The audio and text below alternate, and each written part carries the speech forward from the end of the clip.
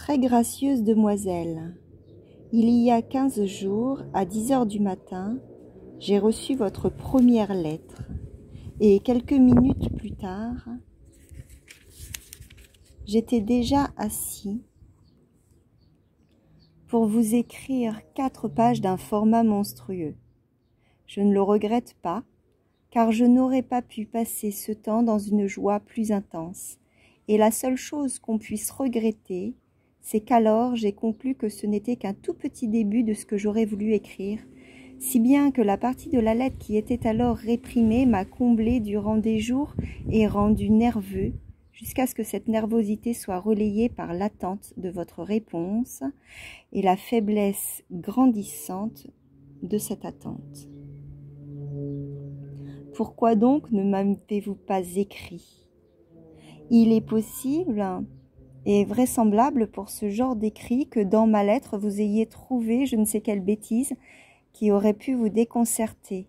Mais il n'est pas possible que la bonne intention qu'il y a au fond de chacun de mes mots vous ait échappé. Ou bien une lettre se serait-elle perdue? La mienne a été postée avec trop d'ardeur pour être rejetée, et la vôtre était trop attendue.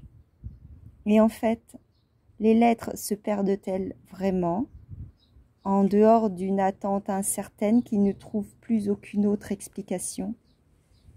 Est-ce que ma lettre, en raison de la désapprobation du voyage en Palestine, ne vous aurait pas été délivrée? Mais une telle chose peut-elle vraiment arriver au sein d'une famille et surtout à votre encontre? Et selon mon estimation, la lettre aurait dû vous parvenir dès le dimanche matin. Ne resterait donc que la triste éventualité que vous soyez malade. Mais je n'y crois pas, vous êtes sûrement en bonne santé et joyeuse. Mais alors ma raison perd aussi les armes, et j'écris cette lettre pas tant dans l'espoir d'une réponse que pour remplir une obligation envers moi-même.